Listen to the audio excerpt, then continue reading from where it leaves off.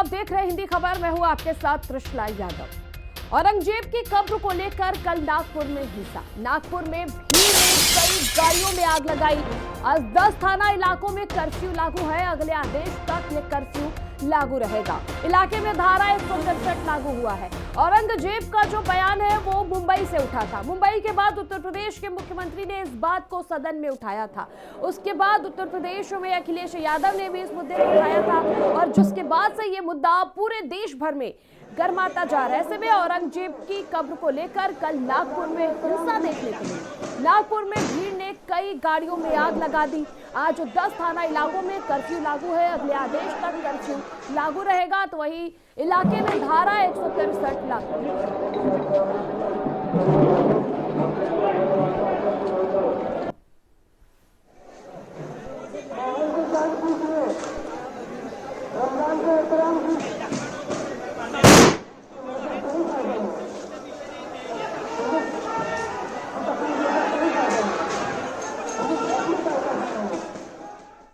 और इसी बीच नागपुर में महाल हिंसा पर बड़ा अपडेट। पथराव में 12 से 15 पुलिसकर्मी भी घायल हुए। हिंसा में 20 आरोपियों को पुलिस ने पकड़ा है। हिंसा में 4 से 5 लोगों के घायल होने की भी खबर है। हिंसा में 25 से 30 दोपहिया वाहन जलाए गए हैं। यानी कि हिंसा कितना भयावह था आप इसी से अंदाजा लगा दीजिए।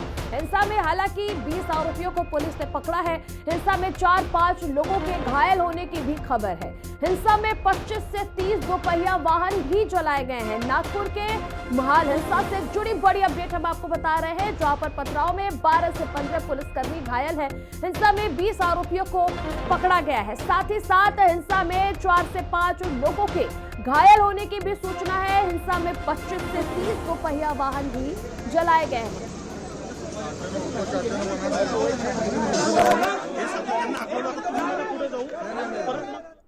और वही महाल हिंसा पर सीएम फडणवीस ने संज्ञान लिया है। सीएम देवेंद्र फडणवीस ने शांति की अपील की। नागपुर प्रशासन के संपर्क में हूं, फडणवीस ने यह कहा। फडणवीस लोग प्रशासन का सहयोग करे।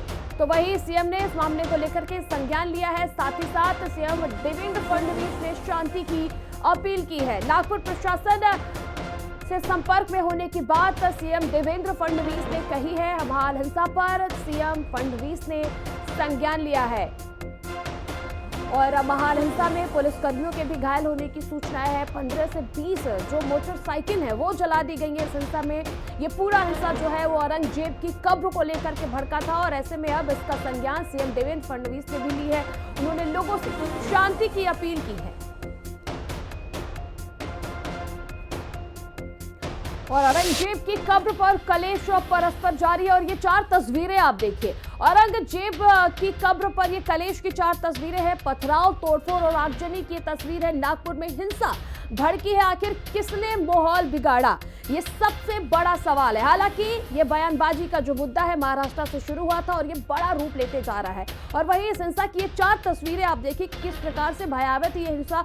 इस हिंसा में पुलिस वालों को भी चोट आई है। हालांकि 20 गिरफ्तारी पुलिस ने इस मामले में लगभग 15 से 20 गिरफ्तारी की है। औरंगजेब की कब्र को लेकर के कलेश। और इसी बीच बड़ी खबर हम आपको बता दें, केंद्रीय मंत्री नितिन गडकरी ने अपील की है।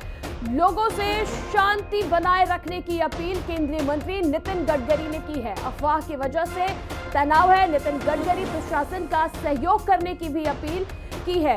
जिस प्रकार से नागपुर से हिंसा की तस्वीर आई, कहीं ना कहीं ये दिल दहला देने वाली तस्वीर थी। ऐसे में सबसे बड़ा सवाल ये भी उठ रहा था कि आखिर हिंसा किसने भड़काई। ऐसे में केंद्रीय मंत्री नितिन गडकरी ने अपील की है। लोगों से शांति बनाए रखने की अपील केंद्रीय मंत्री ने की है। उन्होंने कहा कि अफवाह की वजह से तनाव है, प्रशासन का सहयोग करें।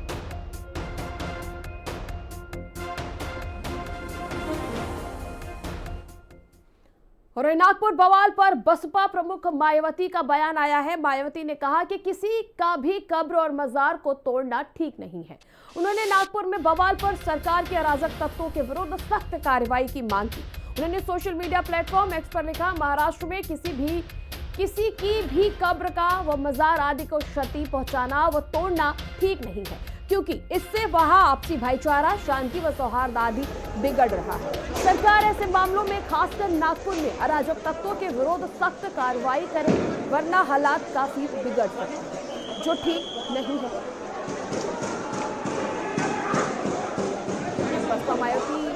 जो बसपा सुप्रीमो है मायावती, उनका ये ट्वीट।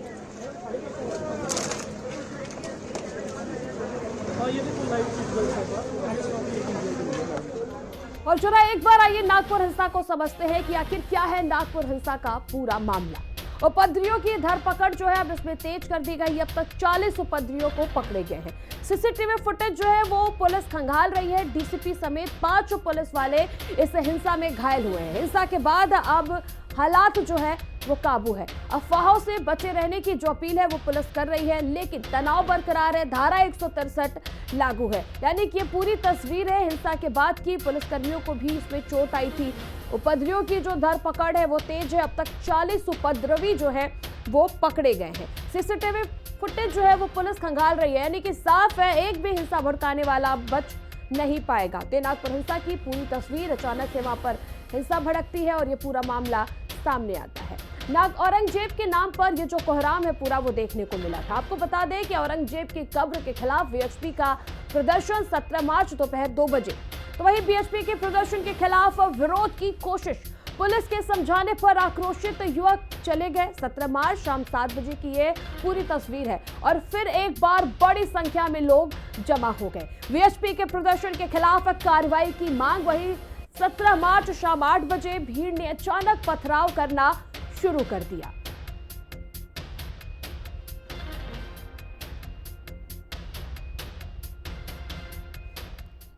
और महाराष्ट्र में मुगल बादशाह औरंगजेब पर छिड़ा सियासी बयान रुकने का नाम नहीं ले रहा है। औरंगजेब के कब्र को हटाने की मांग को लेकर पूरे महाराष्ट्र में बजरंग दल और विश्व हिंदू परिषद में बड़ा प्रदर्शन दिख रहा है, जिसे लेकर छत्रपति संभाजी नगर और औरंगजेब की कब्र की सुरक्षा कड़ी कर दी गई है।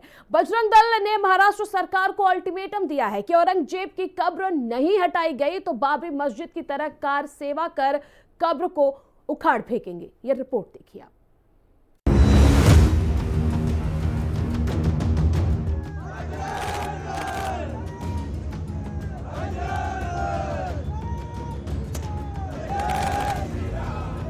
औरंगजेब की कब्र को हटाने की मांग अब आंदोलन की शक्ल ले लिया है। औरंगजेब की कब्र को हटाने का मुद्दा अब और तूल पकड़ता जा रहा है। अब ये मांग उठाई जाने लगी है कि पूरे महाराष्ट्र से औरंगजेब की कब्र को हटाया जाए। महाराष्ट्र में इसी मुद्दे को लेकर वीएचपी और बजरंग दल के कार्यकर्ताओं ने विरोध प्रदर्शन किया। नागपुर में बजरंग दल के कार्यकर्ताओं ने औरंगजेब की कब्र को लेकर हल्ला बोला।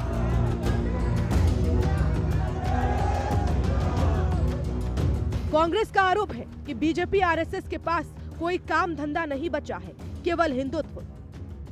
उनके पास में दूसरा बचा है क्या है? काम धंधा तो कुछ है नहीं, केवल हिंदुत्व का नाम बिगुल बजाकर खुद की रोटी सेकना, इतना ही काम है।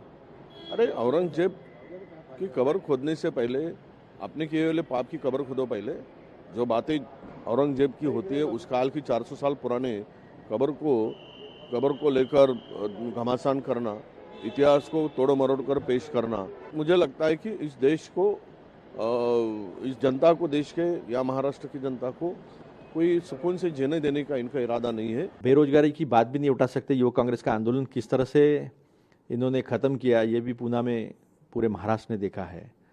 तो ये सारी त्रासदियों को छुपाने के लिए ये ऐसे नए नए हिंदू मुसलमान के मुद्दे निकाल कर सामने लाने की कोशिश जो बीजेपी करती है और उसकी संस्थाएं जो है वो करती है, ये सारे देश को, सारे महाराष्ट्र को पता है। ये मूल मुद्दों से ध्यान हटाने के लिए इस तरह के मुद्दे लाए जाते हैं। लोगों को इतिहास में उलझाया जाता है, धर्म के नाम पे उलझाया जाता है, तिरपालें लगाई जाती है। इसके पहले कभी नहीं देखा था देश ने। तो ये सब देश समझता है। अभी इनके इन बातों में कोई आने वाला नहीं है। शनिवार को अपने बयान में वीएचपी और बजरंग दल ने औरंगजेब की कब्र तोड़ने की बात कही थी। इसी को लेकर पूरे महाराष्ट्र में जिला अधिकारी दफ्तर के बाहर प्रदर्शन किया गया, जिसके बाद सूबे महाराष्ट्र में सियासी तकरार एक बार फिर से बढ़ गई है। राहुल गांधी जी के साथ रहते रहते राहुल गांधी जी का जो राहु है वो उद्धव ठाकरे जी के परिवार और पार्टी पे आ गया है।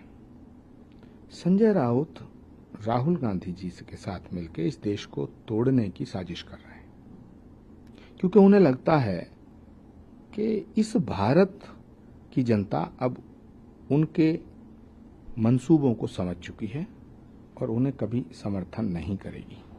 इसलिए वो चाहते हैं कि एक और पाकिस्तान बन जाए। कब्र से ज्यादा जरूरी जो औरंगजेबी सोच है उसको हटाने की है। ये औरंगजेबी सोच, ये चंगेजी सोच, ये तुगलकी सोच, इन सोचों ने इस भारत की पराधीनता की साया से भारत को मुक्त होने नहीं दे रहे हैं। मैं समझता हूँ भारत एक स्वतंत्र और एक स्वाभिमानी राष्ट्र बन चुका है। अब इस प्रकार की सोच का कोई भी स्थान नहीं है। हाल ही में औरंगजेब को लेकर महाराष्ट्र में सपा नेता अबू आजमी ने तारीफ की, जिसके बाद सड़क से लेकर सदन तक हंगामा हुआ। यूपी के मुखिया योगी आदित्यनाथ ने सपा पर सीधा सीधा हमला किया। समाजवादी पार्टी का नेता, आपका विधायक घोषणा करो ना, उस कमबख्त को निकालो पार्टी से और उसको एक बार यूपी भेज दीजिए, बाकी उपचार हम अपने आप करवा लेंगे। जो व्यक्ति छत्रपति शिवाजी महाराज की परंपरा पर गौरव की अनुभूति करने की बजाय लज्जा महसूस कर रहा हो और औरंगजेब को अपना नायक मान रहा हो, क्या उसको भारत के अंदर रहने का अधिकार होना चाहिए क्या? इन सब के बीच मथुरा में दिनेश फलहारी का बड़ा बयान सामने आया। दिनेश फलहारी ने औरंगजेब की कब्र पर बुलडोजर चलाने वाले को 21 लाख रुपए का इनाम देने की घोषणा की। बता दें कि दिनेश फलहारी ने 3 साल पहले अन्न न खाने का संकल्प लिया था कि जब तक औरंगजेब के पाप की निशानी ईदगाह मस्जिद को नहीं हटा देंगे तब तक अन्न ग्रहण नहीं करेंगे। और आज भी दिनेश फलहारी अपने संकल्प पर कायम है। मुगल शासक औरंगजेब ने हमारे हिंदुओं के बड़े बड़े मंदिरों को तोड़ा, हमारे बहन बेटियों पर अत्याचार किए, हमारे मराठाओं पर उसने निर्दयतापूर्वक इतने अत्याचार किए कि फिल्म में देखने के बाद आंसू आ गए। ऐसे अत्याचारी मुगल शासक की कब्र हिंदुस्तान में क्या कर रही है? ऐसी कब्र पर बुलडोजर चलना चाहिए। और मैं तो कहता हूं कि जो भी हिंदू वीर योद्धा उस मुगल शासक औरंगजेब की कब्र पर बुलडोजर चलाएगा, उसको श्रीकृष्ण जन्मभूमि संघर्ष चार्ज की तरफ से 21 लाख रुपए का इनाम दिया जाएगा। हिंदुस्तान में ऐसे अत्याचारी मुगल शासकों की कब्र की कोई जरूरत नहीं है।